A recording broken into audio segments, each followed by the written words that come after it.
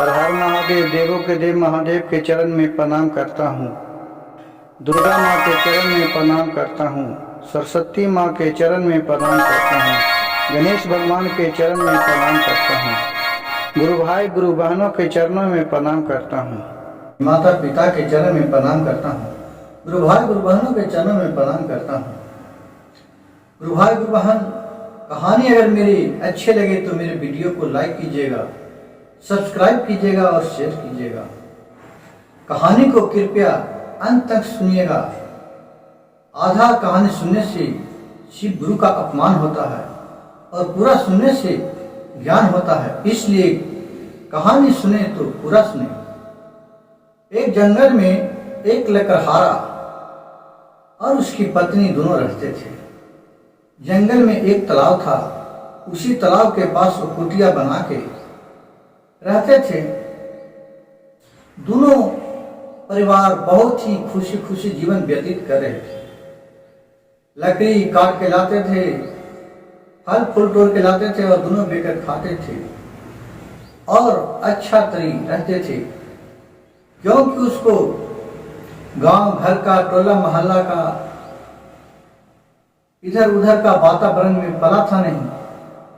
वो वहां दो चार आदमी के साथ जंगल में रहते थे, घूमते थे और अपना बेचारी सच्चे दिल के आदमी थे। उसका पत्नी बहुत ही सुंदर और सुशील थी। पति पत्नी में दोनों बहुत प्यार था।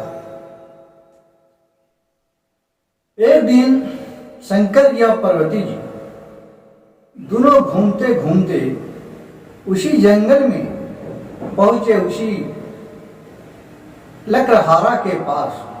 लकड़हारा के पास पहुंचे, उसी जगह उस तालाब के पास बैठे थे। पार्वती जी बोले कि भोलेनाथ, हमको बहुत कष्ट के भूख और प्यास लग गया है, थोड़ा हम पानी और भोजन करना चाहते हैं, हमको भूख बर्दाश्त नहीं हो रहा है। शंकर जी बोले, यहाँ पर तो एक हमको सेवक है, वो नित्य दिन हमको याद करता है। पार्वती जी बोले, कहाँ है प्रभु? बोले कि देखो सामने, जो सामने कुटिया लौक रहा है वही मेरे सेवक का है, वो बहुत रोज याद लेता है मेरे मन ही मन। चलते हैं उसी के घर। दोनों बूढ़ा रूप धर के और वहां गए। बूढ़ा और बूढ़ी के रूप धर के चाल किए कि भाई कोई है अंदर। वहां से लकड़हारा निकल के आया। दोनों के अपने दरवाजा पर देख के बहुत खुश हुआ और उसको अंदर ले गए और उसको शिव भगवान को पैर पखारे, माता पार्वती को पैर धोए और अपने जो फल फूल था वो खाने के लिए बहुत अच्छे मन से खुशी खुशी से दिए। दोनों ने खा के बहुत खुश हुए। उसके पत्नी के देखकर पार्वती माता बोले कि तुम्हारे पत्नी तो बहुत सुंदर और सुशील है, ये तो लग रही है कि इंद्र के परी है। लकड़हारा से बोले, उन लोग खा के बाबा शंकर जी की बोलो, तुम्हें क्या वरदान चाहिए? तुम मांगो कुछ, मैं तुमको बात विचार से बहुत खुश हूं। लकड़हारा बोला कि प्रभु नाथ भोलेनाथ, हमको कुछ नहीं चाहिए, हमें बस इतना ही दीजिए कि मैं जिस तरह से खुशी हूं अपने पत्नी के साथ, मैं खुश रहूं। अब मेरे पत्नी और मैं सदैव जन्मों जन्म तक साथ रहूं। इतना दोनों में प्यार भरा था और मैं जब भी आपको याद करूं तो आप हमें दर्शन दे, मेरे बात को सुने, यही आपसे अर्जू मिलती है। कहें कि ठीक है। भोलेनाथ माता पार्वती वहां से चले गए। 4-5 दिन के बाद वहां उसी जंगल में उस एक राजकुमार राजा घूमते घूमते शिकारी के लिए आए रहे। जंगल में देख रहे कि बहुत सुंदर एक औरत है और लकड़हारा लकड़ी काट रहा है। इसको तो देख के उस पर मोहित हो गया राजा। बोला कि इसको तो मैं अपने रानी बना लूं तो कितना अच्छा है। लकड़हारा से बोला राजा कि ये कौन है आपका? तो लकड़हारा बोला कि मेरे ये पत्नी है। तो तुम लोग यहाँ है जंगल में, चलो मैं अपने राज में ले चलता हूँ, तुम लोग के वहीं खाना खिलाऊंगा, आराम से रहना। लकड़हारा बोला ठीक है राजा साहब, मैं यहीं खुश हूँ बहू, हमको नहीं जाना है कोई आपका राजभवन में। वो जाने से इनकार कर दिया। फिर राजा ने बहुत प्रलोभन दिया उसको कि तुम चलो, नहीं जाएगा तुम अपने पत्नी के जाने दो, मैं उसके बदले में तुमको बहुत धन दौलत दूंगा। लकड़हारा बोला कि नहीं, हमें धन दौलत की जरूरत नहीं है, मैं जिसमें हूं उसमें मैं खुश हूं।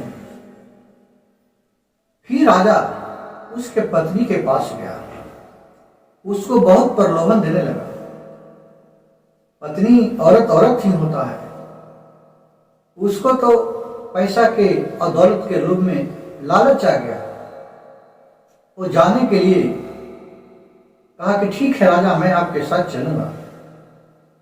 बोला ठीक है चलो, मैं तुमको अपनी रानी बना के रखूंगा, अपने महल में तुम्हें अच्छा अच्छा सुख सुविधा दूंगा, किसी चीज का कमी नहीं रहेगा, तुम्हारे आगे पीछे दासियां घूमते रहेगी। ये सुनकर उसका औरत बहुत खुश हुआ और फिर वहां से चल दिया। ये सब देखकर लकड़हारा अपने औरत को कहा कि नहीं मेरे जान प्यारी, तुम नहीं जाओ, अगर तुम जाएगी तो मैं किसके सहारे जिंदा रहूंगा। लेकिन उसका औरत एक भी नहीं मानी और चली गई। अब ये पूरा दुख में रो रहा था लकड़हारा, और फिर वही बाबा को याद किया कि हे भोलेनाथ, आपने कहे थे कि हमारे दोनों का जन्मों जन्म तक साथ रहेगा, लेकिन कैसा विपदा आ पड़ा कि मेरी पत्नी आज ही छोड़ के और चली गई एक राजा के साथ। प्रभु भोलेनाथ, आप उसको ऐसा रूप बना दीजिए कि जिससे वो उसको वापस भगा दे। भोलेनाथ आए, बोले ठीक है वैसा ही होगा। राजा ले गए अपना महल में, डोली मंगवाया, डोली में अपने उस रानी को ले गई। वहां पूरा शादी के लिए पूरा धूमधाम से तैयारी करने के लिए बोल दिया कि मैं एक कन्या लाया हूं राजकुमारी, उससे मैं शादी करने जा रहा हूं, मेरे महल में पूरा सजावट हो जाए। और पूरा सजाने लगा। ये उस राजा की रानी थी, तो सोची कि चलो कैसा रानी लाई है मेरे पति, चलो मैं अपने सैतीन को तो कम से कम देख लूं। और वहां से वो आई डोली में देखने के लिए, तो देख रही है कि उसमें एक कुतिया बैठी हुई है। कहा है ये इसमें तो आदमी भी नहीं है, ये तो कुतिया है, क्या राजा कुतिया से शादी करेंगे?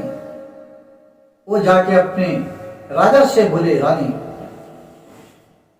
कि राजा साहब, आप किसको लेके चलाए हैं, किससे शादी करना है? हम तो देखने गए कि चलो मेरे सैतीन आई है, कितना सुंदर है, हमसे ज्यादा सुंदर है, रूपवती है, जिसके आप मोहित हो गए। हाँ आपसे बहुत सुंदर, उसको सुंदरता तो कहा नहीं जा सकता है, इतना वो सुंदर है। कहा कि ठीक है चले मैं भी देखते हैं। और वहां से रानी और राजा दोनों को आए, डोली के जब पर्दा उठाए तो देख रहे हैं कि वहां एक कुतिया बैठी हुई है। और भोलेनाथ राजा कहा कि है मैं तो इसमें राजकुमारी को बैठाए थे, ये कुतिया कहां से आ गया? भगाओ भगाओ। और उसको वहां से डंडा मार के राजा भगा दिया और वहां से कुतिया भागते हुए, गिड़गिड़ाते हुए, चिल्लाते हुए, काई काई काई काई करते हुए वो अपने फिर पुराने पति के पास आ गया, लकड़हारा के पास। लकड़हारा अपना खाना बना के बाहर में ही खा रहा था। बेचारा क्या करे, उसको पत्नी तो चल ही गई थी, बेचारा अपने खाना खा रहा था बना के। कुतिया काऊ काऊ उधर से करते आई और उसी जगह बैठ गई। ये सोचा कि लगता है कि खाना वाना मांग रहा होगा भूखा। लकड़हारा ने एक रोटी फेंक दिया, कुतिया ने खाई, फिर काम काम कर रहा है, फिर एक रोटी फेंक दिया, फिर खाई, अब फिर भी लकड़हारा भी खाया और फिर कुतिया ने काई काई करने लगा और फिर उसको लकड़हारा ने मार के भगाए डंडा से, तैयो नहीं भागे। और जब भी सोने लगा तो रात में भी वहीं सी जगह और है। फिर सुबह उठा तो देख रहा है कि कुतिया जो हो के त्यों पड़ा है और हमारे तरफ ही देख रहा है टक टक और बहुत रो रही है। वो सोचा कि लग रहा है कि मेरे पत्नी ही है। हम भोलेनाथ के बोले थे कि हमको पत्नी के ऐसा रूप बना दीजिए कि उसको डंडा मार के भगा दे। लगता है कि कुतिया मेरी पत्नी है। फिर भोलेनाथ के याद किए, बोले हे देवों के देव महादेव, आप मेरे पत्नी को जिस रूप में था उस रूप में हमारे सामने ला दीजिए, प्रकट कर दीजिए भोलेनाथ। हमको समझ में नहीं आ रहा है कि ये कुतिया वही मेरी पत्नी है कि दूसरा कोई है। भोलेनाथ को कृपा हुआ, तुरंत उसका रूप बदल गया और फिर ज्यों के त्यों रूप में आ गया। कुतिया को देखकर लकड़हारा बहुत खुश हुआ और कुतिया फिर आकर उसके पैर पे गिर गया, क्योंकि वो सुंदर नारी बन गई।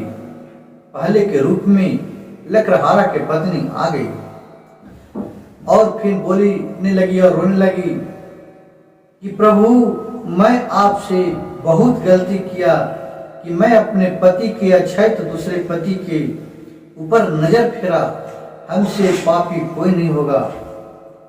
और फिर इतना बात सुनकर लकड़हारा बोला कि चलो ठीक है, सब भोलेनाथ की कृपा है, कम से कम इतना सीख तो तू सीख लिया। और फिर दोनों हंसी खुशी रहने लगे। गुरु भाई गुरु बहन, इस कहानी से हमें आज शिक्षा मिलते हैं कि अपने पति को रहते हुए भी दूसरे पति पर अपना बुरी नजर नहीं डाले, इसका परिणाम बहुत बुरा ही भोगना पड़ता है। अगर मेरे वीडियो अच्छा लगे तो मेरे चैनल को सब्सक्राइब कीजिएगा, लाइक कीजिएगा और शेयर कीजिएगा। हर हर महादेव, घर घर महादेव।